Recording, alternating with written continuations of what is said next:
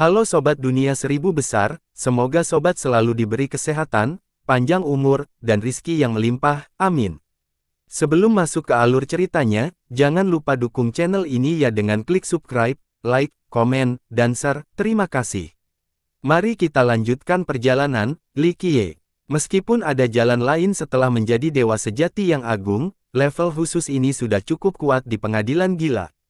Faktanya, bahkan dewa sejati kecil dan menengah pun adalah makhluk yang mengagumkan.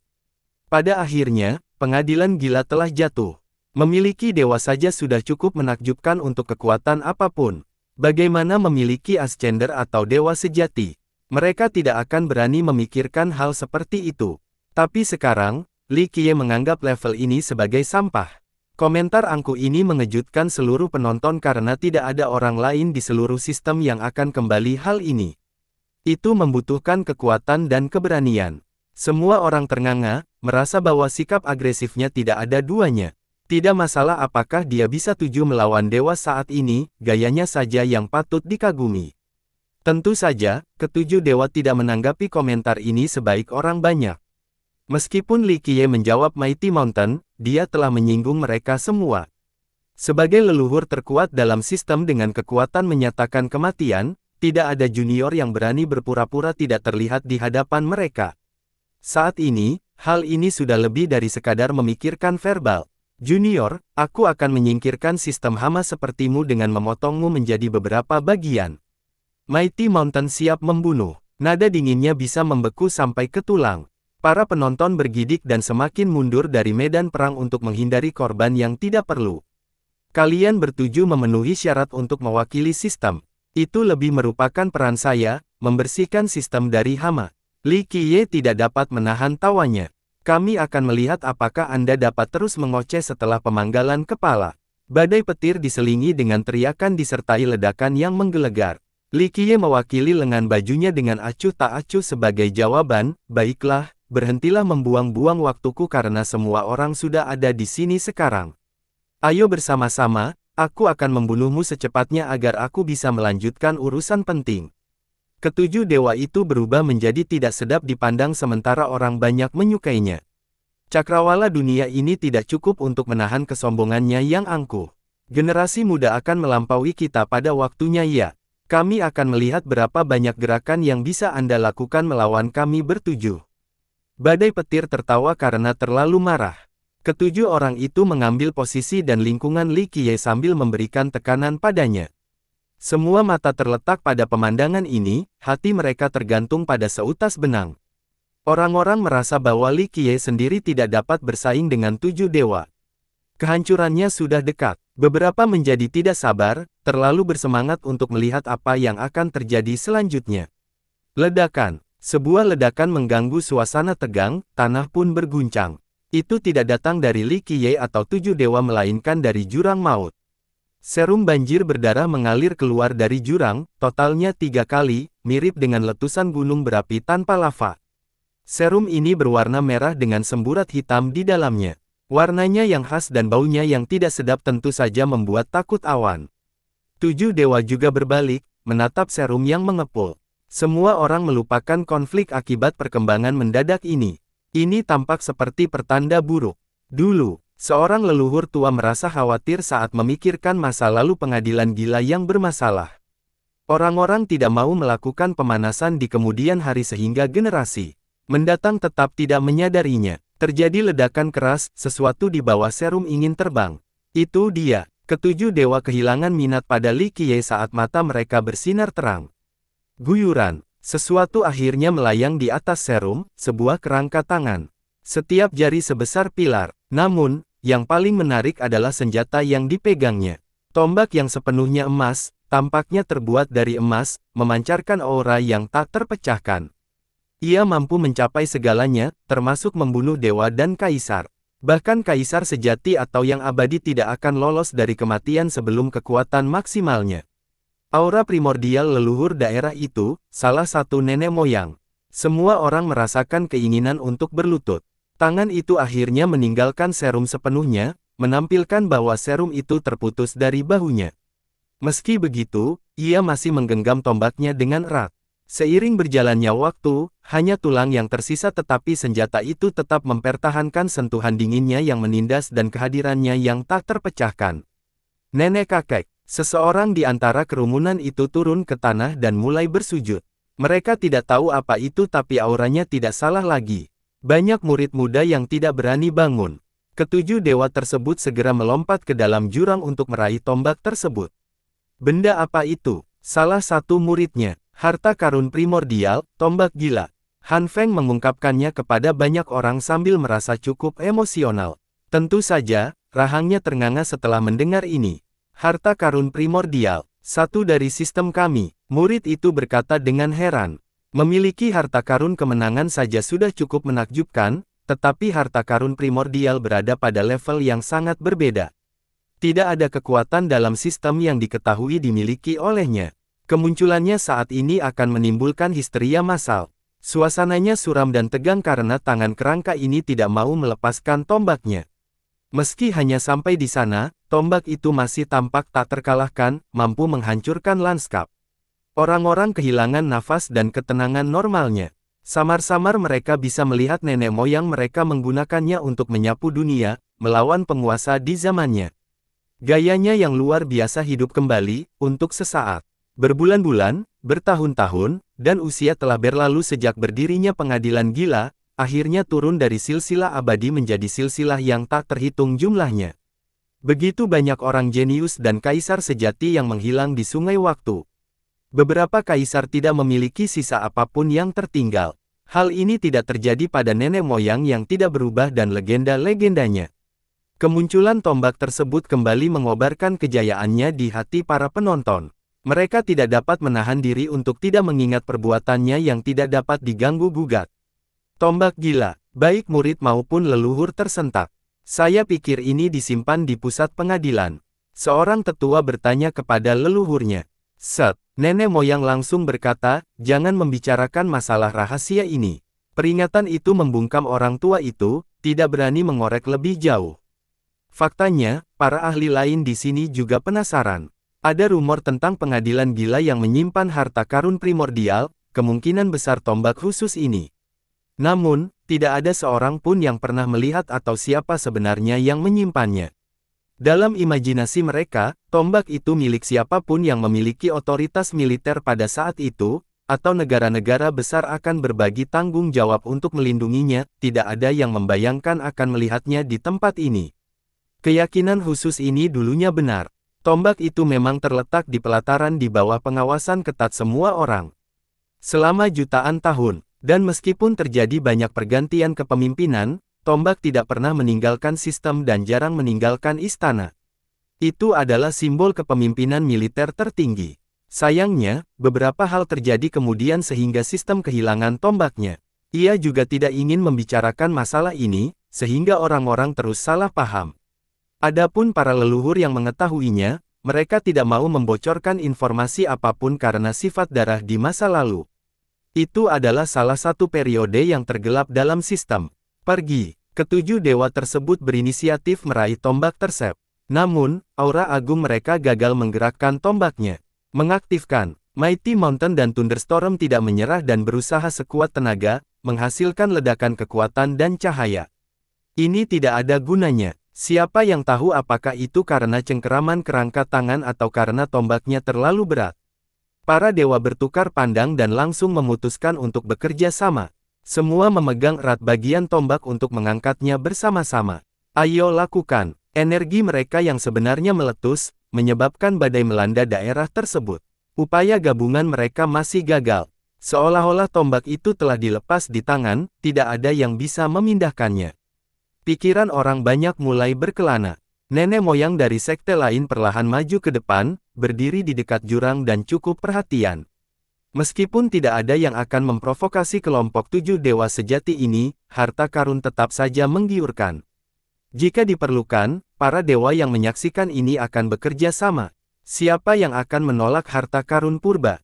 Ketujuh orang tersebut juga memperhatikan hal ini dan menjadi sedikit cemas, menyadari potensi masalah.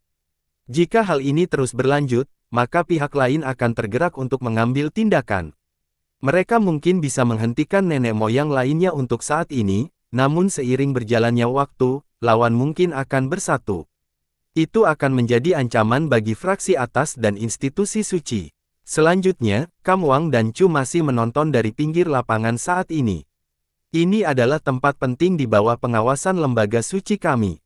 Kami memiliki tanggung jawab untuk melindungi harta karun primordial ini, jadi tuan-tuan, tinggalkan Ivory Gap untuk menghindari pencuri-mencuri ke dalamnya.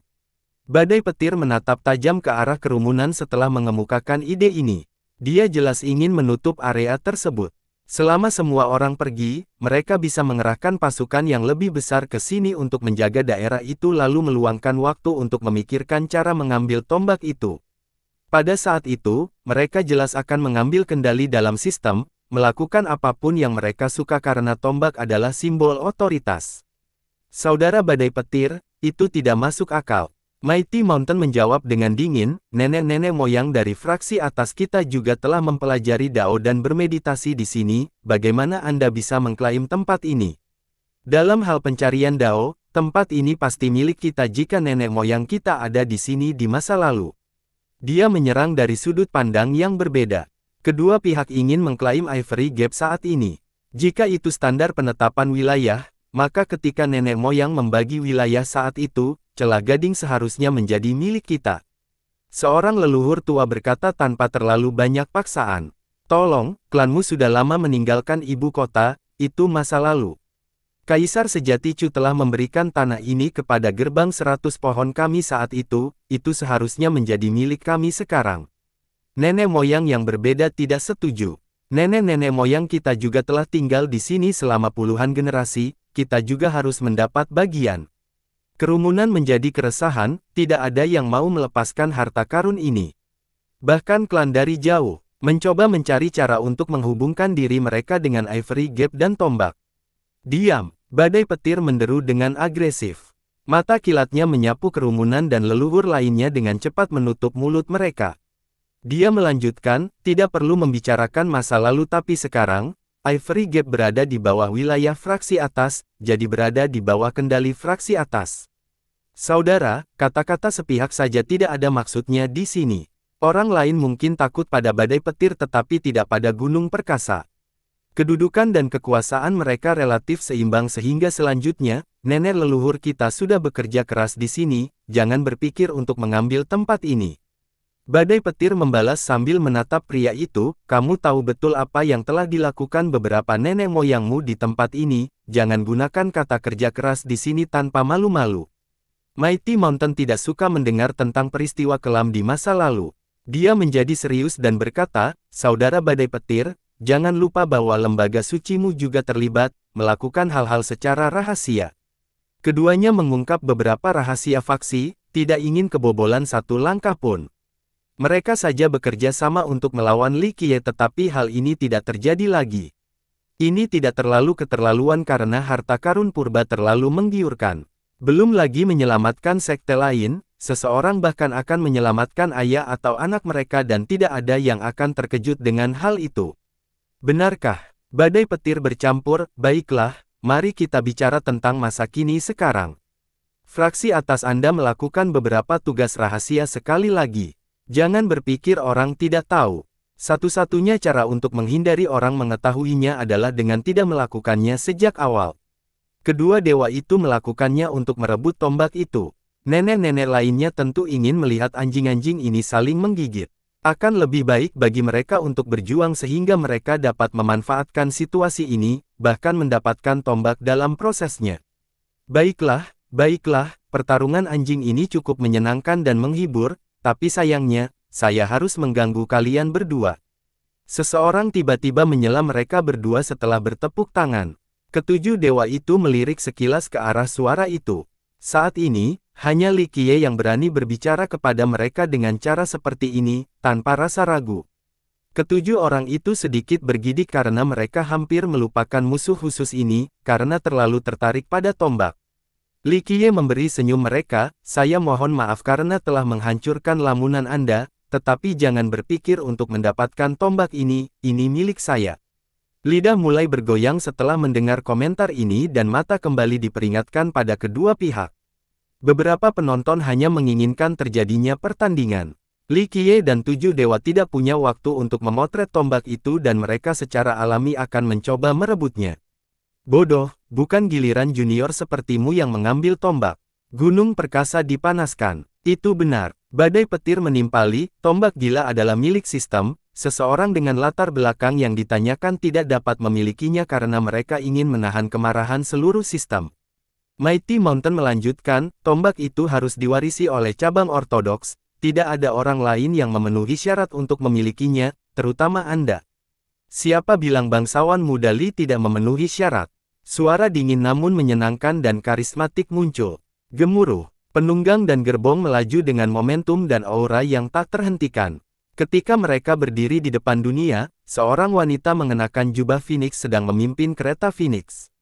Di sebelahnya ada stempel kekaisaran yang mewakili otoritas atas sistem, tidak lain adalah ratu. Saat ini, Wang Han, seorang lelaki tua berdiri di atas panggung sambil memegang pedang. Dia memancarkan kilatan pedang yang menakutkan seolah-olah dia menyatu dengan senjatanya. Kavaleri Wang. Para penonton tahu bahwa kelompok ini adalah elit dari salah satu dari 4 kekuatan besar. Yang mulia, banyak yang berlutut dan membungkuk. Lagi pula, sebelum pengobatan kaisar berikutnya, Ratu Wang Han dengan batang pemerintahannya masih merupakan cabang ortodoks dari sistem tersebut. Oleh karena itu, murid dari sekte manapun perlu melakukan upacara penyambutan ini. Hanya orang-orang besar seperti leluhur dan dewa sejati yang terhindar dari tindakan tersebut. Mighty Mountain dan rekan-rekannya hanya berdiri di sana dan menonton. Dewa Pedang Sengit, Su Haodong. Meski begitu, mata mereka diperkaya karena melihat lelaki tua di sisinya. Nama ini tentu membuat heboh masyarakat karena cukup terkenal. Dia dianggap sebagai ahli klan nomor 1, dewa sejati yang agung. Meskipun Mighty Mountain dan Thunderstorm juga berada di level ini, Verceblade jauh lebih kuat. Keduanya telah mencoba melawannya tetapi kalah di masa lalu. Kemunculan Ratu dan Su Haodong yang secara pribadi melindunginya membuat orang-orang di sini mengerti bahwa kekacauan di klan Wang telah berakhir. Wang Han menang. Ada kabar para leluhur di sana ingin menggantikannya dengan orang lain, seseorang yang lebih galak, untuk menjadi kaisar berikutnya. Itu sebabnya dia diserang oleh leluhur Wang dan berisiko dipecat. Kemunculan mereka di sini tentu saja menghilangkan rumor tersebut. Itu berarti dia telah mengumpulkan seluruh kekuatan klan, dan seluruh eselon atas mendukungnya sekarang. Hal ini memungkinkan dia datang ke sini dengan gaya yang benar-benar baru. Tidak buruk sama sekali. Tidak heran mengapa dia bisa menangani tanggung jawab Wang. Seorang leluhur dari klan terpencil, ini adalah pertama kalinya dia melihatnya. Dia tidak menonjolkan dirinya dalam beberapa tahun terakhir, tetapi orang-orang yang berpengetahuan tahu bahwa dia tidak lebih lemah dari mendiang kaisar yang sama sekali. Ingat, dia adalah menantu Wang. Sungguh sulit dipercaya bagi seseorang dengan nama belakang yang berbeda untuk mendapatkan dukungan dari leluhur di sana, apalagi menjadi kaisar. Di luar pidato dan kecerdasannya yang luar biasa, Wang Han juga memainkan peran besar. Dia mengumpulkan kekuatan klannya dan sepenuhnya mendukungnya dalam mengkonsolidasikan kekuasaannya melawan 3 kekuatan lainnya. Jika tidak, seorang kaisar asing tidak akan bertahan lama di atas tahta. Semua orang tahu bahwa ini adalah klimaks dari perebutan kekuasaan. Mengingat keadaan saat ini, Wang mungkin tidak akan dirugikan dalam menghadapi 2 kekuatan besar ini. Bam! Singgasana drakonik diambil oleh ratu saat dia berjalan ke arah Li Qiye dan membungkuk hormat. Tuan muda, tolong. Dia membantu naik tahta hingga membuat takjub banyak orang. Ingat, tidak sembarang orang bisa duduk di singgasana ini. Itu mewakili otoritas dalam sistem bersama dengan segel yang dimiliki ratu. Apa yang mengesankannya? Apakah itu kaisar baru? Seorang murid muda bertanya, melihat sikap santai Li Qiye sambil duduk di singgasana. Ratu, meskipun klan Wangmu mendukung bocah ini, dia hanya bisa duduk di sana setelah mendapat pengakuan dari kami juga. Gunung perkasa menyerang. Ya Tuhan, kamu salah memahami niat kami. Ratu bangsawan perlahan berkata, bangsawan muda Li bukanlah kaisar, tapi dia lebih memenuhi syarat untuk duduk di singgasana ini lebih dari siapapun dan lebih memenuhi syarat untuk memerintah pengadilan gila karena dia adalah nenek moyang sejati, yang telah dimakamkan di istana gila, jurang maut, sekarang terlahir kembali. Nenek-nenek moyang dari Ancestral Abyss. Kerumunan itu tersentak dengan mulut ternganga. Semua orang menatap tajam ke potret dengan tidak percaya. Semua mata muncul pada Li Qiye, yang disebut sebagai nenek moyang yang dilahirkan kembali. Kebingungan banyak orang karena ini adalah sesuatu di luar imajinasi mereka. Ancestral Abyss terkenal dan dikabarkan sebagai kuburan nenek moyang mereka. Beberapa catatan menunjukkan bahwa leluhur gila menyatakan bahwa suatu hari dia mungkin akan dilahirkan kembali menjadi abadi. Lebih lanjut disebutkan bahwa mungkin ada leluhur dari generasi ke generasi yang dimakamkan di sini juga. Artinya mereka adalah nenek moyang dari insan ekor, tapi siapa yang tahu sebenarnya yang mana? Oleh karena itu, pernyataan Wang Han terlalu berat untuk diterima, opini tidak bisa mendapatkan kembali akalnya sama sekali. Apa pentingnya jika dia mengatakan yang sebenarnya? Hal ini akan mengubah sistem sepenuhnya, dan membawa generasi baru kemakmuran kembali ke puncaknya. Apakah ini benar? Kerumunan saling melirik. Beberapa petani mulai bertanya kepada nenek moyang mereka sendiri. Ivory Gap adalah kumpulan para pahlawan, hampir seluruh mayoritas kekuatan penting dalam sistem hadir. Oleh karena itu, Wang Han tidak memberikan ruang untuk mengambilnya kembali. Kesuksesan diperlukan dan dia perlu mengatur statusnya saat itu. Mungkin itu mungkin. Salah satu leluhur berkata dengan ragu, namun dia mendekati kemungkinan tersebut, dia mengetahui hukum memberi kita dengan sangat baik, terutama Dao Pedang Gila, seorang master yang sempurna. Saya tidak berpikir orang lain dalam sistem bisa menandinginya. Faktanya, lebih banyak nenek moyang yang mempercayai hal ini juga. Pada akhirnya, Li Qiye menunjukkan bukti-bukti dan memiliki kekuatan untuk melakukannya.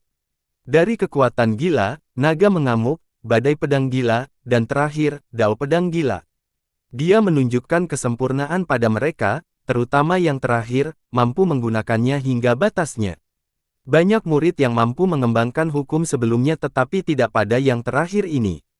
Hanya sedikit leluhur yang memiliki akses ke sana, jadi Dao Pedang mencerminkan statusnya. 7 dewa terkejut setelah mendengar ini, dan memang demikian jika Wang Han mengatakan yang sebenarnya. Mereka menemukan bahwa memang ada kemungkinan. Mereka pasti mengenal pengguna Dao Pedang Gila, tapi tidak dalam kasus khusus ini. Itu berarti dia bisa menjadi leluhur yang dilahirkan kembali. Yang mulia, bukankah masih terlalu dini untuk mengatakan ini?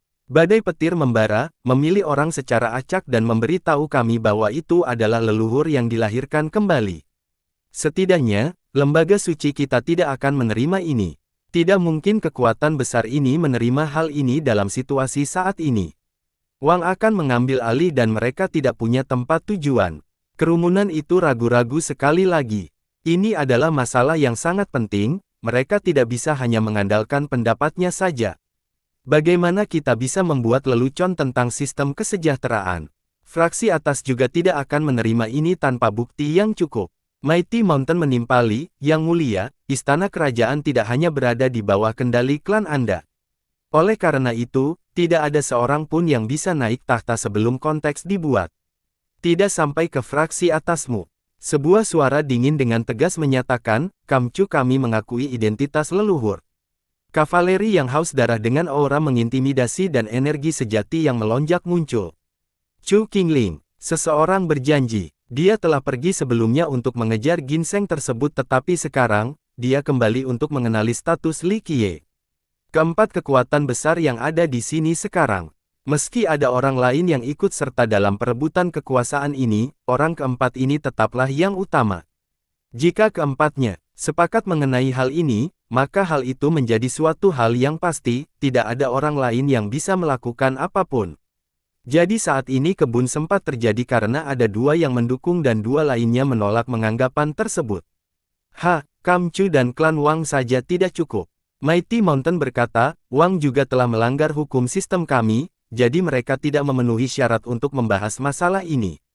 Jika mereka ingin membangun otoritas mereka sekali lagi, mereka harus mengungkap kematian mendiang kaisar terlebih dahulu.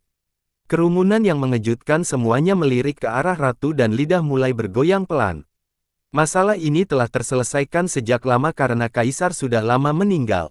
Terlebih lagi, negara-negara besar tidak meniru sehingga negara-negara lain pun mengikuti. Namun, beberapa skeptisisme dan keraguan muncul setelah Mighty Mountain mengangkatnya. Mendiang kaisar masih sangat muda, lebih dari 30 dianggap tidak ada dalam sistem. Seseorang pada usia ini harus bersemangat dan penuh dengan kehidupan dengan masa depan tanpa batas.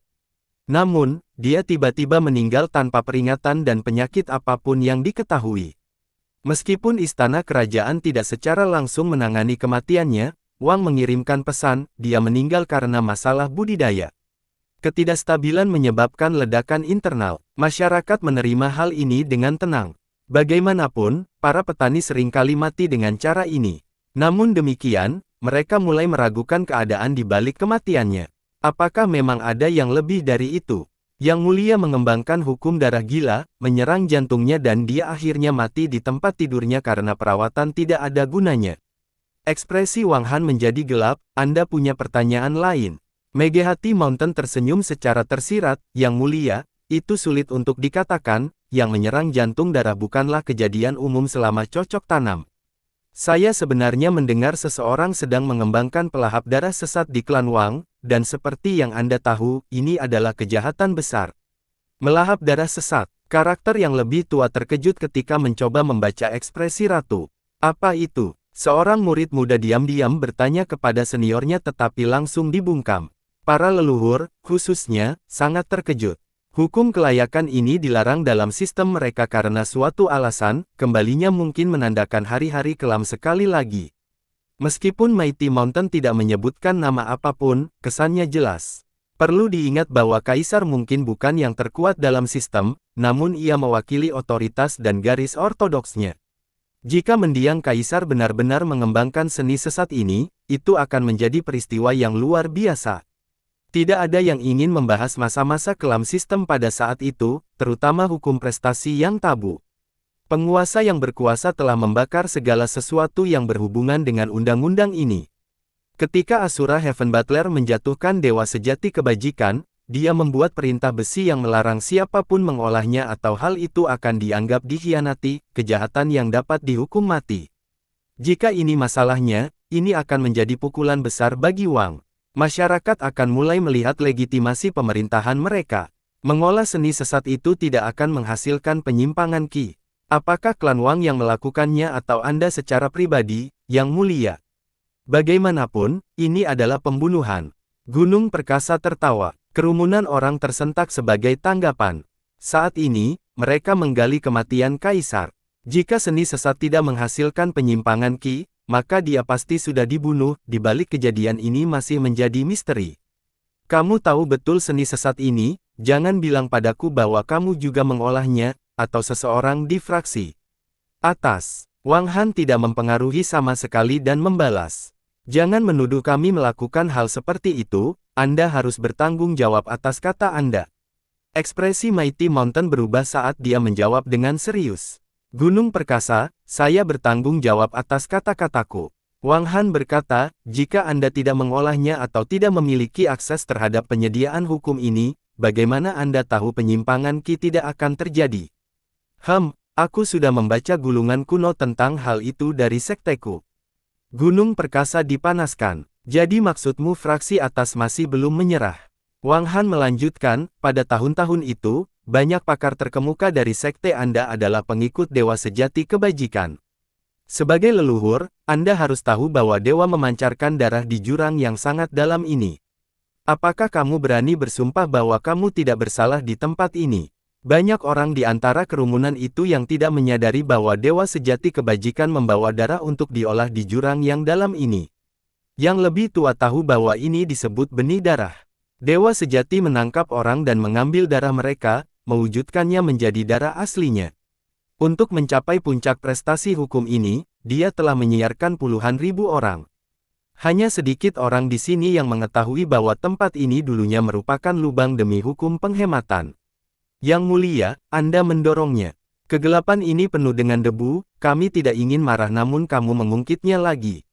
Badai petir menyerang. Kamu juga mendorongnya. Wang Han tidak mengalah, semua orang tahu tentang kematian Yang Mulia, tapi sekarang, Anda merusak reputasi baik dengan niat jahat. Kedua dewa tersebut awalnya ingin menggunakan kematian mendiang Kaisar sebagai cara untuk menurunkan kredibilitas Wang Han. Mereka tidak mengira dia akan membalas dengan keras. Pada akhirnya, tidak ada bukti, kami tidak akan menerima hal tentang leluhur yang dilahirkan kembali. Mighty Mountain mengubah topik pembicaraan. Mighty Mountain, kamu juga harus tutup tanpa bukti apapun. Saya akan menjadi orang pertama yang dikurung Anda jika saya mendengar Anda berbicara tentang kematian mendiang kaisar lagi. Teriak Dewa Pedang Sengit. Orang lain tidak akan cukup berani untuk mengatakan ini tapi Mighty Mountain benar-benar mengalah kali ini. Dia marah terhadap orang lain tetapi tidak memiliki keberanian melawan Verceblade. Ini adalah seseorang yang telah mengalahkannya sebelumnya, tidak ada yang bisa dia lakukan. Apakah kalian semua sudah selesai? Li Qiye dengan santai berkata setelah bentrokan itu. Dia memejamkan mata, bertumpu pada singgasana sebelumnya, tetapi sekarang, dia membuka matanya dan membeku. Semua orang memandangnya, hampir melupakan keberadaannya beberapa saat yang lalu. Dia melihat ke arah kekecewaan dan tersenyum, saya rindu pengakuan dari anjing bodoh seperti Anda. Hanya namaku saja, Li Qiye, sudah cukup. Saya tidak peduli dengan persetujuan atau penolakan Anda dan akan melakukan segala sesuatunya dengan cara saya. Dia berhenti sejenak, jika Anda bersedia mengikuti saya menyambutnya. Jika tidak, tidak apa-apa juga, tapi halangi jalanku dan bersiaplah menghadapi kematian. Sekarang, saya telah mengatakan bagian saya. Di mana kamu berdiri? Patuhi aku atau lawan aku? Saya siap mendengarkan. Klan Wangku siap mengikutimu, leluhur. Wang Han berbicara tanpa ragu-ragu. Kam Chu Ku akan menyusul. Chu Qingling juga mewakili faksinya, tidak ada keraguan bahwa kekuatan ini telah mencapai kesepakatan sebelumnya atau dia tidak akan berani mengatakan ini sekarang, terlepas dari statusnya. Saat ini, fokusnya adalah pada 7 dewa. Sebelum 4 kekuatan besar menunjukkan sikap mereka, tidak ada gunanya bagi yang lain untuk menentukan pilihan mereka. Mereka harus menunggu. Sebelum memilih pihak, ledakan. Tiba-tiba, sebuah ledakan melanda seluruh sistem. Cahaya tanpa batas keluar dari sumber ledakan, mencapai seluruh langit mulai dari istana kerajaan. Hukum keluar dari rumah besar Peng. Sebuah portal diaktifkan dengan aura agung dan energi yang berlimpah seperti laut. Ketika sebuah klan menunjukkan portalnya seperti ini, itu pasti merupakan deklarasi perang. Peng, orang-orang segera mengenali portal ini. Siapa yang mereka nyatakan perang? Ledakan. Aura dewa sejati meresap ke area tersebut dan melonjak dengan ganas. Seseorang sengaja melakukan hal itu untuk mengintimidasi dunia. Kelahiran kembali. Sungguh tidak berdasar. Sosok agung dengan langit di atas kepalanya dan tanah sentuhan kakinya muncul. Gelombang energi berdenyut dari dalam dirinya. Mata seterang 2 matahari. Leluhur suci Peng. Dukungan terkuatnya. Seorang leluhur kaget melihat ini. Klan kami tidak akan mengenali apapun tentang leluhur yang dilahirkan kembali dan tidak akan menunjukkan belas kasihan kepada mereka yang menentang sistem. Saya yakin fraksi atas juga tidak akan membiarkan orang palsu menjadi kaisar selanjutnya. Setiap anggota sistem dapat dan harus membunuh penipu seperti itu. Suaranya menggema. Ini memang merupakan deklarasi perang yang menentukan melawan Li Qiye sambil menolak identitasnya.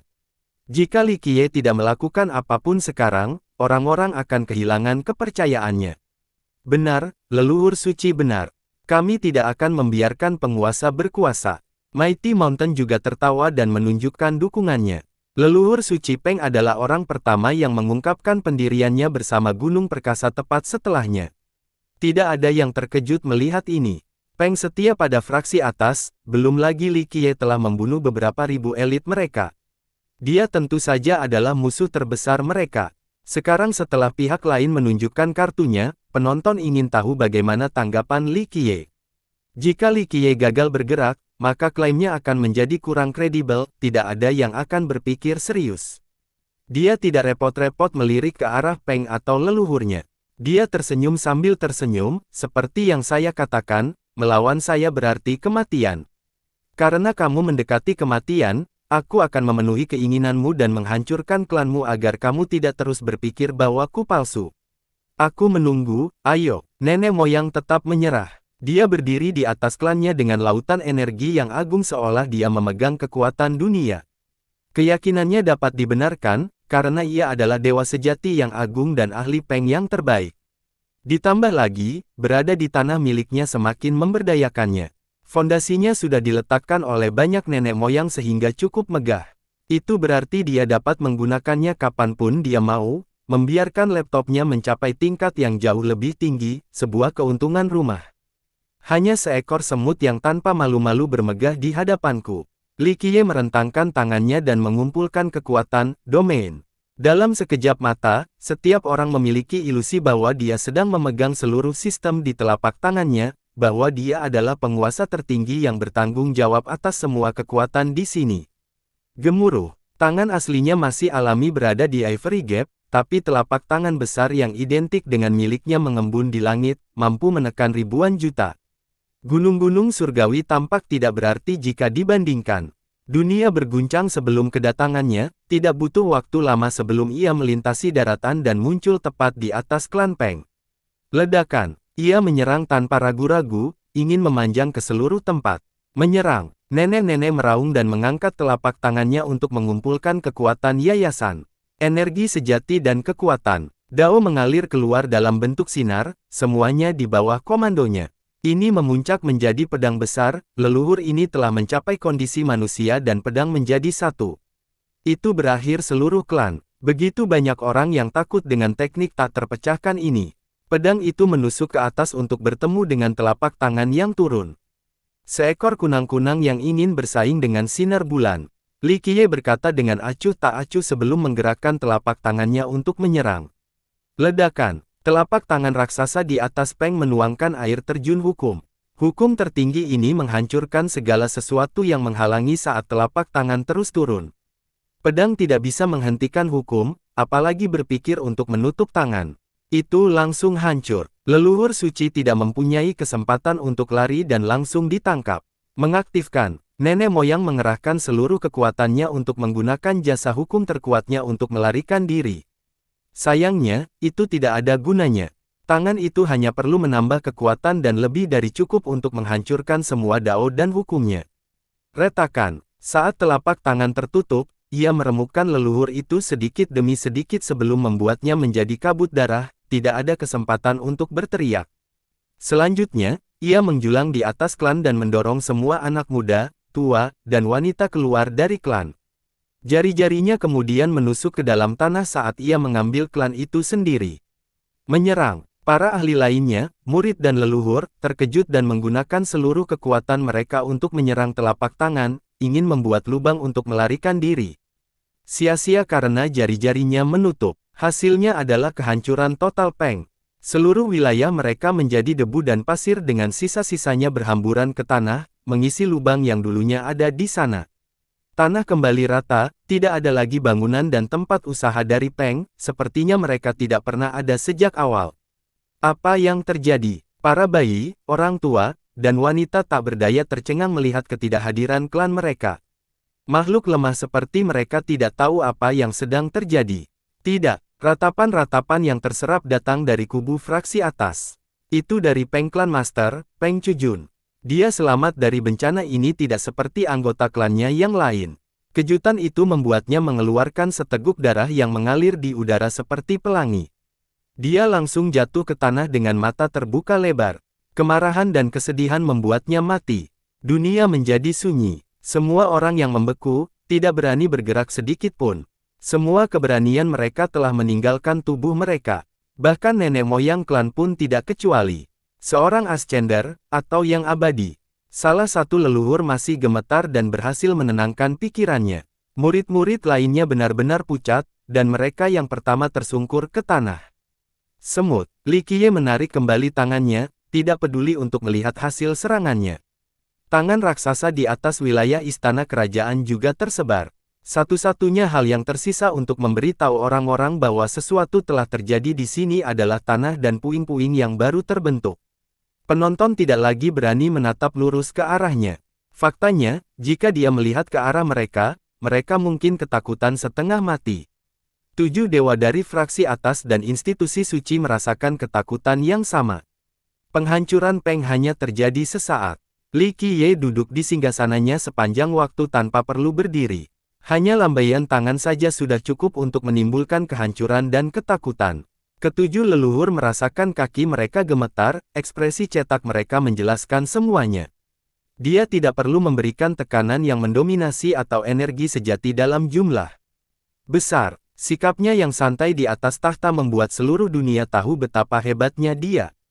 Orang-orang saling bertukar pandang. Meski bibir tidak bergerak, mereka mulai percaya bahwa dia adalah leluhur yang dibangkitkan kembali. Hanya makhluk seperti itu yang memiliki kekuatan hingga level ini. Apakah kalian semua akan bunuh diri atau haruskah aku melakukannya sendiri? Li Qiye melirik ketujuh dewa itu dan berkata dengan santai. Tujuh dewa secara alami terkejut dan tidak tahu harus berbuat apa. Dewa agung sejati seperti mereka tidak berdaya, menyadari bahwa mereka tidak dapat meniru tugas membunuh Peng secara instan bahkan jika mereka semua bekerja sama. Tentu saja, hal itu mungkin terjadi tetapi tidak mengulanginya. Jangan dorong. Gunung perkasa meraung marah. Saya mendorongnya. Sudah kubilang akhir cerita bagi mereka yang sudah menentangku. Li Qiye tersenyum. Nenek-nenek moyang seperti apa yang dilahirkan kembali. Anda harus memerintah dengan murah hati. Mendengus dingin muncul. Pada saat ini, seseorang muncul tepat di sebelah Mighty Mountain, tidak ada yang melihat bagaimana dia sampai di sana seolah-olah dia hanya perlu satu langkah untuk melakukan perjalanan dari Cakrawala ke tempat ini. Itu adalah seorang lelaki tua yang mengenakan jubah merah dengan sulaman kuning dari seekor naga ganas dan mulia yang mengangkat cakarnya. Dia tampak megah, mampu memikul surga. Ini adalah seorang raja kemanapun dia pergi. Leluhur. Keempat dewa dari fraksi atas melakukan upacara akbar sementara tiga dewa dari lembaga suci memerintahkan kepala. Pemuda di sini tidak tahu siapa dia tetapi menilai dari sikap hormat kepada dewa, lelaki tua itu pastinya memiliki latar belakang yang besar. Basang, bahkan Verceblade menjadi serius setelah melihatnya. Basang, para tetua dan leluhur klan terkejut setelah mendengar nama ini. Itulah orang nomor satu yang legendaris di fraksi atas. Seorang tetua menarik napas dalam-dalam, tetapi seharusnya dia sudah mati sejak lama, mengapa dia masih ada?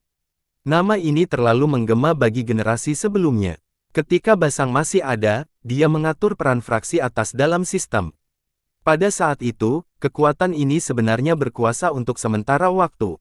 Mereka akhirnya kehilangan otoritas ini setelah rumor kematian. Jadi, Anda telah memeliharanya. Verceblade berhati-hati saat melihat orang ini. Pria itu sudah menjadi dewa sejati tingkat pertama saat itu jadi dia pasti akan menjadi lebih kuat setelah bertahun-tahun. Sudah lama tidak bertemu. Basang berbicara, saya menemui tantangan pada level pertama dan sekarang, saya akhirnya kembali setelah mencapai level ketiga, tidak menyangka akan melihat sesuatu seperti ini. Kerumunan orang tercengang dengan wahyu ini.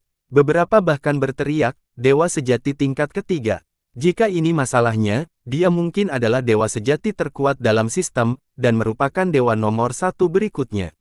Bagi banyak teman, mencapai dewa sejati yang agung adalah akhir dari perjalanan mereka. Ada dua jalan ke depan, untuk menjadi Ascender atau Kaisar. Namun, jalur terakhir ini jauh lebih sulit dibandingkan jalur sebelumnya. Jika seorang amatir dapat menembus kemacetan setelah mencapai level agung dan membuka istana kedua, mereka akan menjadi Ascender. Pembukaan istana ketiga akan memberi mereka gelar dewa sejati tingkat pertama. Istana keempat akan membiarkan mereka berada di tingkat kedua, dan seterusnya. Langit memiliki 9 lapisan, atau tangkas. Jadi, dewa sejati yang terkuat berada di tingkat ke-9 dengan 11 istana. Setelah mencapai puncak level ini, jika mereka dapat menembus rintangan lain untuk membuka istana ke-12, mereka akan menjadi seorang abadi.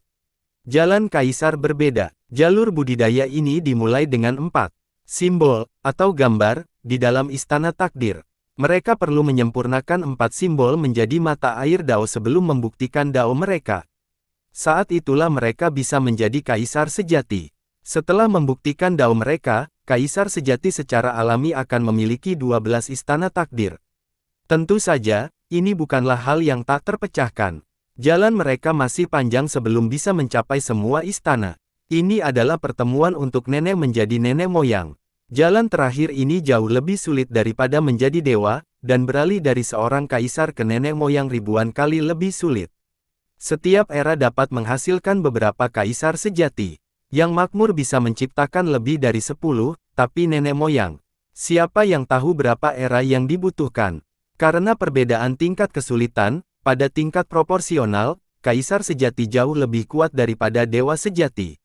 Seseorang harus menjadi seorang yang abadi sebelum mencoba melawan seorang kaisar. Dalam silsilah kaisar dan abadi, dewa sejati tingkat ketiga tidaklah banyak. Namun bagi Insane Court saat ini, ranah ini hampir tidak ada duanya. Oleh karena itu, kehadiran Basang menimbulkan rasa hormat dan ketakutan dari para penonton. Dia menatap Li Qiye dan perlahan-lahan berkata, jika kamu benar-benar seorang nenek-nenek moyang, kamu harus bekerja keras demi sistem kebaikan dan memerintah dengan belas kasihan. Bukan hakmu untuk memberitahuku apa yang harus kulakukan. Berlututlah sekarang dan aku bisa menghindarkanmu dari kematian. Li Qiye memotongnya dan berkata dengan datar, menyuruh dewa sejati tingkat ketiga untuk berlutut.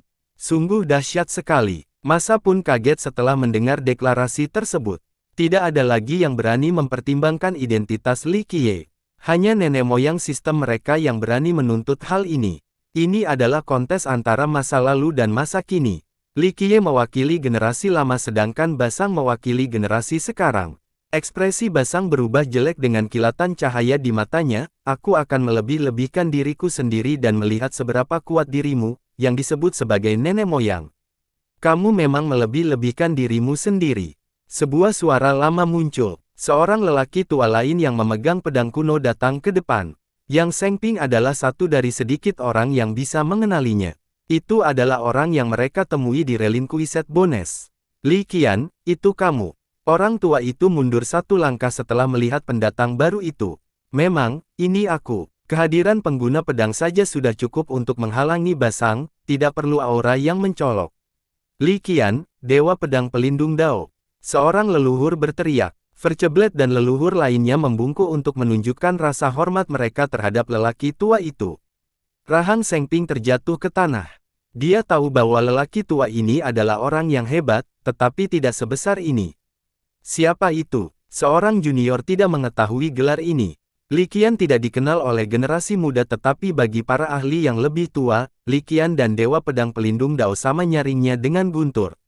Siapa itu? Seorang junior bertanya dengan rasa ingin tahu setelah melihat ketakutan Basang. Itu adalah orang terkuat di antara pelindung sumber Dao dan leluhur terkuat di sistem kita. Seorang tetua menjawab dengan tenang. Jadi begitu, banyak pemuda yang tercengang mendengarkan dan menatap Li Qian dengan penuh hormat. Semua orang di pengadilan gila tahu tentang pelindung sumber Dao. Sumber Dao yang terletak di istana kerajaan adalah fondasi dari sistem tersebut. Jika ia hilang atau melemah, seluruh sistem akan runtuh bersamanya. Oleh karena itu, semua sumber Dao memiliki pelindung yang merupakan bagian tak tergantikan dari sistem.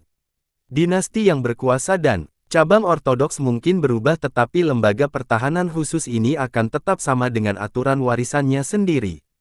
Pelindung Dao ini jarang diganti. Jika hal seperti itu terjadi, berarti telah terjadi perubahan besar pada sumber Dao. Cabang Li Qian saat ini bertugas melindungi dan mengendalikan kekuatan sumber Dao. Silsilah lain di pengadilan gila memiliki pemahaman yang jauh lebih rendah tentang sumber Dao dibandingkan dengan mereka. Meski mereka tidak bisa mengendalikannya secara langsung, tingkat penguasaannya masih jauh lebih tinggi dibandingkan yang lain. Biasanya, Li Qian tidak akan mencampurkan urusan klan atau bahkan urusan istana. Dinasti dan penguasa ini tidak menjadi masalah karena pada akhirnya mereka masih menjadi bagian dari sistem. Jadi, jika ada yang keluar, itu berarti sesuatu yang besar telah terjadi. Dalam beberapa generasi terakhir, Insane Court cukup damai karena kebijakan isolasi yang diterapkan sendiri. Inilah alasan mengapa hanya sedikit orang yang mengetahui nama Li Qian. Namun, sebagian besar pasti mengetahuinya dengan baik nama pelindung Dao sebelumnya, atau Master Li Qian, Asura Heaven Butler. Dulu ketika seni pelahap darah sesat mengganggu seluruh wilayah di bawah kepemimpinan Dewa Sejati Kebajikan, sistem ini dianggap sebagai garis keturunan jahat yang harus dibasmi oleh semua orang. Oleh karena itu, banyak sistem yang menentangnya. Kemudian, Asura Heaven Butler dan cabang pelindungnya memutuskan untuk membersihkan sistem, membunuh Virtue dan para pengikutnya. Mereka akhirnya mencapai kesepakatan dengan sistem lain di Myriad Lineage, yang mengakibatkan situasi saat ini diblokir dari dunia. Heaven Butler menyelamatkan seluruh sistem yang telah jatuh ke dalam seni jahat, memberinya kesempatan untuk pulih.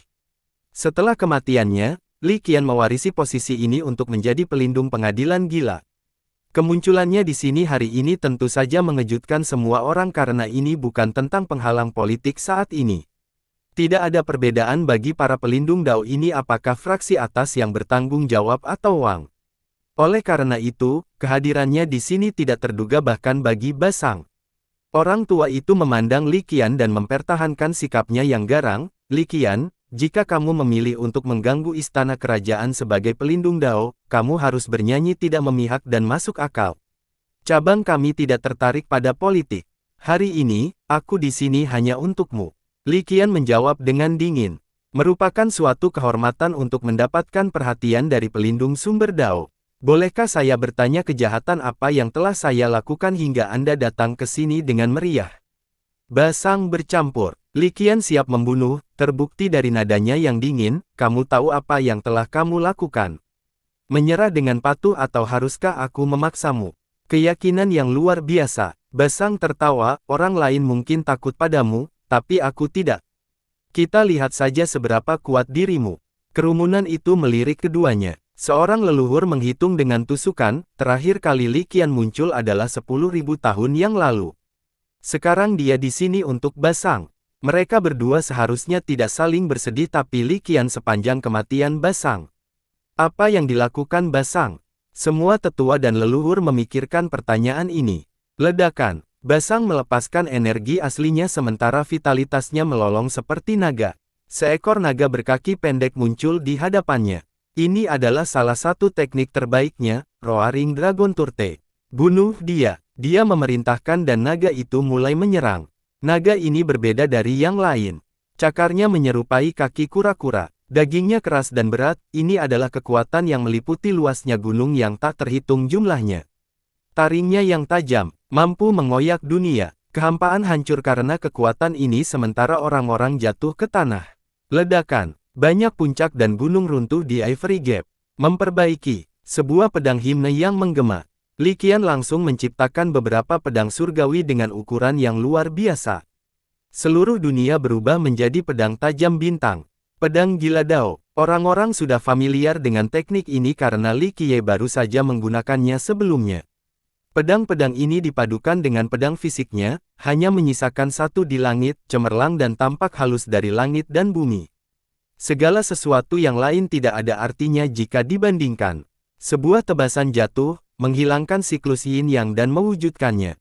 Darah dari naga muncrat kemana-mana dan mewarnai tanah menjadi merah. Ah! Basang berteriak dan mundur dengan tergesa-gesa tetapi masih terlambat, tebasan itu telah memotong lengan lehernya. Kedua belah pihak langsung mengerahkan seluruh kemampuannya, Roaring Dragon Turtle versus Insane Sword Dao. Sayangnya, dia tidak meyakinkan itu dan tekniknya juga lebih rendah.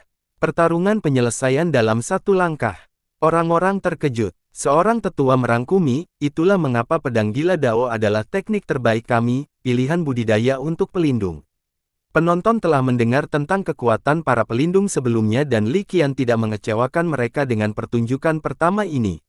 Di mata mereka, dewa sejati sudah cukup menakutkan, namun dewa tingkat ketiga bahkan lebih menakutkan lagi. Hari ini, Basang bahkan tidak memiliki peluang melawan Li Qian dan langsung kehilangan lengannya. Pertukaran pertama ini menunjukkan bahwa seorang pelindung memang pantas didapatkan. Basang mundur beberapa langkah dan menghentikan pendarahan dari lukanya. Kulitnya kehilangan semua warna sejak pertukaran itu membuatnya kehabisan energi dan terluka parah, bahkan lebih dari sekadar kehilangan tangan jika. Li Qian tidak terlalu percaya diri setelah melakukan ini. Dia menatap musuhnya dengan dingin dan menyatakan, kartu asmu tetap tidak akan melakukan apapun, menyerah saja atau aku akan menjatuhkanmu. Haha, begitu. Basang tertawa, seorang pelindung layak mendapatkan disukainya, tapi ini belum berakhir, pengadilan gila akan berubah. Dia meraung dan menjanjikan darah seperti monster. Kilau berdarah ini mencapai seluruh langit. Brengsek. Para pembudidaya yang paling dekat dengan Basang langsung menguap menjadi darah. Vitalitas mereka dilahap oleh rahangnya yang mengerikan. Melahap darah sesat. Kerumunan yang ketakutan merasakan jiwa mereka meninggalkan tubuh mereka setelah melihat ini. Mereka buru-buru mundur. Setelah menelan beberapa ratus pejuang, Basang bersinar merah dengan banjir darah di sekelilingnya. Matanya juga merah dengan aura optimis yang mengepul. Kabut berdarah selanjutnya mengancam seluruh wilayah.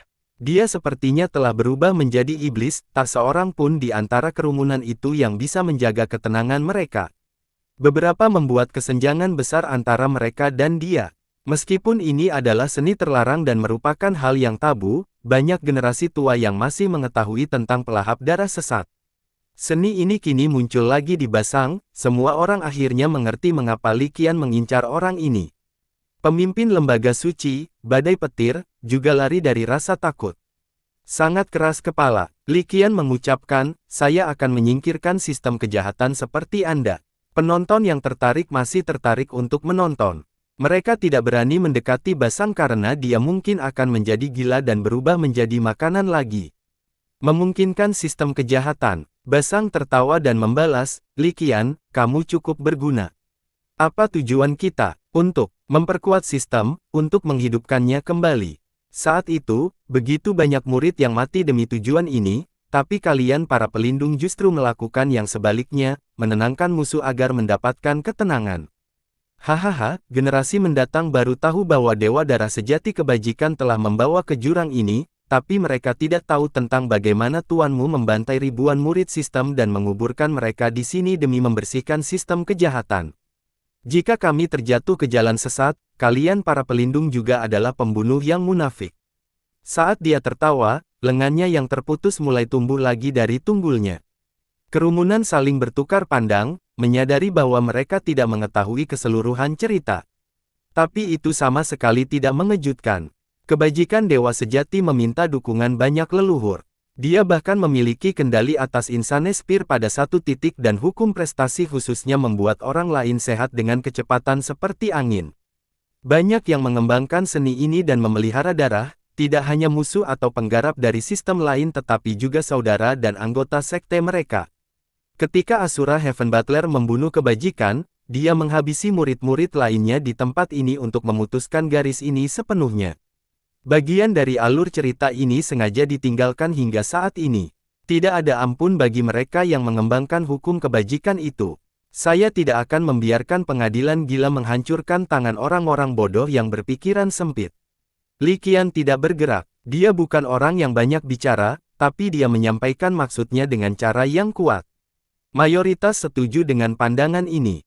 Seni sesat bisa menghasilkan banyak ahli dalam waktu singkat, tapi itu bukanlah rencana yang berkelanjutan. Jika semua penggarap dalam sistem menggunakannya, tempat itu akan benar-benar menjadi jahat. Semua sistem lain tidak mengizinkan hal ini dan tidak akan memakan waktu lama sebelum kematian Insane Court. Tidak ada yang bisa menghentikan Insane Court untuk bangkit kembali. Mereka yang tega membantu sistem akan memupuk pelahap darah sesat. Mereka adalah pahlawan, rela mengorbankan diri mereka sendiri.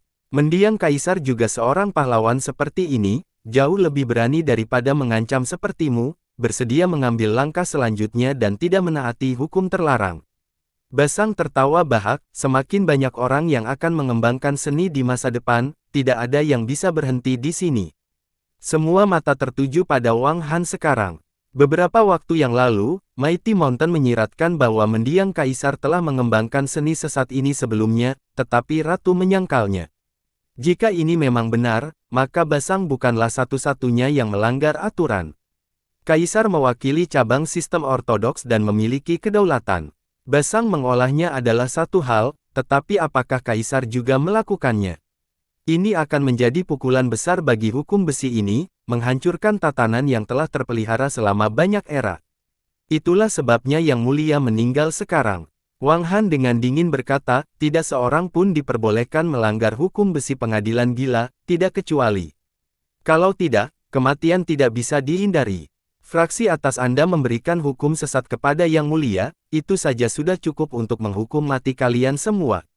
Dia tidak mengalami gejolak emosi ketika menyatakan hal ini karena dia sudah mempersiapkan diri dengan baik. Suatu hari, dunia akan mengetahui hal ini sehingga dia tidak lengah. Ketika suaminya secara diam-diam mengembangkan seni ini, dia mencoba membujuknya untuk melakukan hal sebaliknya. Bagaimanapun, usaha Wang dan usahanya sendiri akan sia-sia. Klannya akan terdorong ke dalam jurang maut dan kutukan abadi, tidak akan pernah bisa bangkit. Sayangnya, dia tidak mendengarkannya. Meskipun ia mewakili Wang untuk menjadi kaisar, ia masih memiliki nama belakang yang berbeda dan menghadapi tentangan di mana-mana. Tiga kekuatan besar lainnya tidak mengikuti perintahnya lagi, jadi otoritas sebenarnya terbatas. Dia menolak menerima hal ini, mengetahui bahwa selama dia secara pribadi cukup kuat, dia akhirnya bisa menguasai sistem seperti dewa sejati kebajikan saat itu. Dia jatuh ke dalam godaan hukum sesat dan mulai mengembangkannya. Kaisar Sun yang adalah seorang kaisar dengan nama belakang yang berbeda dari klan Panjinya. Meskipun dia mempunyai pemahaman yang kuat tentang otoritas, dia masih membahas tentang mana-mana. Oleh karena itu, dia memilih untuk mengembangkan seni sesat yang diberikan kepadanya oleh Basang. Tentu saja, Basang tidak melakukannya karena niatnya baik, hanya ingin menarik kaisar ke dalam lumpur bersamanya dan mendapatkan lebih banyak anggota sistem untuk mengolahnya agar gelombang kegelapan menelan sistem sekali lagi. Sebagai istrinya, Ratu Wang Han tentu saja adalah orang pertama yang melihat perubahan dalam dirinya dan akhirnya mengetahuinya. Dia jauh lebih berwawasan luas dan tidak ingin tersendat di jalan sesat hanya karena tentang tiga kekuatan besar lainnya. Oleh karena itu, dia berjanji untuk membatalkannya, demi menyelamatkan dirinya dan sistem. Sayangnya, Kaisar sudah merasakan seni sesat ini, jadi bagaimana dia bisa melepaskannya? Budidayanya meningkat seperti angin, itu terlalu menggoda. Setelah beberapa kali usaha yang sia-sia, dia tahu bahwa tidak ada jalan kembali untuknya. Dia telah jatuh ke dalam jurang darah. Dia melaporkan hal ini kepada leluhur Wang untuk melakukan tindakan balasan. Budidaya seni ini adalah hal yang tabu sehingga bisa menjatuhkan Wang setelah terungkap. Lanjutnya sangat buruk. Semua orang tahu apa yang terjadi selanjutnya. Kaisar meninggal dan dinasti baru pun datang. Meski ekspresinya dingin, hatinya justru sebaliknya, penuh rasa sakit dan kepahitan. Tidak mudah bagi keduanya untuk mengatasi semua kendala mereka karena suaminya adalah murid dari sekte kecil. Di luar kepahlawanannya sendiri, dia membayar dan bekerja keras untuknya untuk mendapatkan dukungan penuh dari klannya. Ia penuh harapan ke depan karena mereka masih muda dan memiliki generasi yang utuh untuk mengatasi permasalahan yang tersisa. Seorang yang terlibat akan memiliki waktu beberapa ribu tahun sebagai penguasa, lebih dari cukup waktu. Sayangnya, Sun yang hanya melihat apa yang ada di hadapannya dan merusak semua kerja keras mereka. Kematiannya berarti semua yang dia usahakan menjadi sia-sia. Wang juga akan membayar mahal karena sistem akan memilih kaisar baru, dimulainya kompetisi baru. Namun, mereka tidak punya pilihan lain. Entah membiarkan Sun yang terus mengembangkan seni sesat dan merusak sistem atau memotong tangan mereka sendiri. Pada akhirnya, mereka mengambil pilihan terakhir. Kebenaran di balik hal ini sudah terbuka, namun pengakuannya masih mengejutkan penonton, menyebabkan beberapa orang bersiap. Seorang kaisar, simbol otoritas dalam sistem, diam-diam menembus hukum besi untuk mengembangkan seni sesat. Sungguh mencengangkan. Kematian dininya sungguh-sungguh. Saya berharap semangatnya ada untuk melihat seni sesat melanda tiga dunia sekali lagi. Basang tersenyum licik, dia seperti dewa sejati kebajikan, seorang pionir yang luar biasa. Bidah. Mata Li Qian berubah tajam saat dia mengambil satu langkah ke depan, aku akan mengurungmu hari ini. Li Qian, jangan terlalu percaya diri sekarang. Basang tidak takut. Ledakan. Naga berkaki pendek muncul kembali. Kali ini benar-benar berlumuran darah seolah-olah baru saja keluar dari lautan darah. Naga itu membuka rahangnya dan mulai menghisap ke arah Li Qian. Berdengung. Tumbuhan, sungai, dan tanah di dekat Li Qian langsung berbaring dan merebut kembali. Itu mengubur energi duniawi dari tempat ini. Bahkan beberapa murid di dekat sana berubah menjadi kabut darah dan dimakan. Orang-orang segera lari dari medan perang agar tetap aman. Memperbaiki. Li Qian mengaktifkan dao pedangnya lagi dengan pedang yang tak terhitung jumlahnya membentuk dinding untuk perlindungan. Di saat yang sama, formasi pedang turun dari atas. Semakin banyak pedang yang muncul dan memulai serangannya. Brengsek. Satu demi satu pedang menembus naga darah dan memotongnya menjadi beberapa bagian.